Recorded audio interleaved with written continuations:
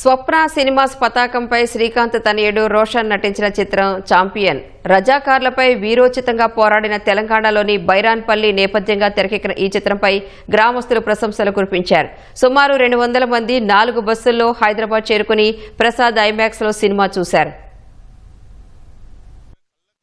కనబడే తీరుగా కూడా దీన్ని చిత్రీకరించారు. వారికి ప్రత్యేక ధన్యవాదాలు. అభివృద్ధి విషయంలో కూడా ప్రభుత్వం బైరాన్పల్లిని కొద్దిగా నిఘా దృష్టిలో పెట్టుకొని, ఈ చరిత్రను దృష్టిలో పెట్టుకొని బైరాన్పల్లిని అభివృద్ధి రంగాలను ముందుకు తీసుకుపోతుందని ఆశిస్తున్నాం. చాలా అంటే చాలా కళ్ళ నీళ్ళు వచ్చినాయి నాకైతే.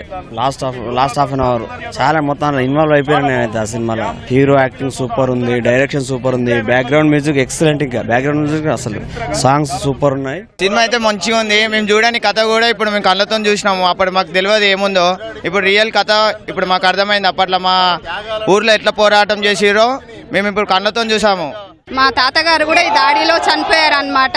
ఆ బాధ కూడా మాకు చెప్పేవాళ్ళు, మా అమ్మమ్మ వాళ్ళు, తాతయ్య వాళ్ళు. అలా జరిగిందా, ఇలా జరిగిందా అని బట్ వాళ్ళు చెప్పడం ద్వారా తెలుసుకున్నాము. బట్ ఈ రోజు మాత్రం అది లైవ్ గా మాకు కనిపించడం వల్ల చాలా హ్యాపీగా అనిపిస్తుంది. దాడి చేసిర్రు, అప్పుడు చనిపోయిండు మా తాత కూడా.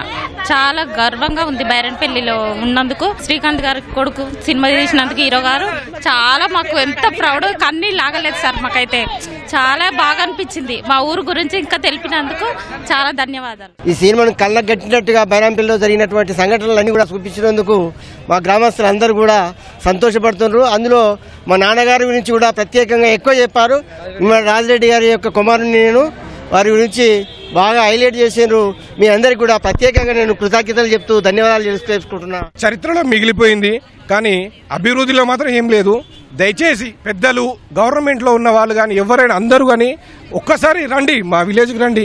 ఎలాంటి డెవలప్మెంట్స్ లేవు. మా చరిత్రను గుర్తించి పాఠ్యాంశాల్లో ఎక్కించవలసిందిగా ప్రభుత్వ పెద్దల్ని కోరుతున్నా.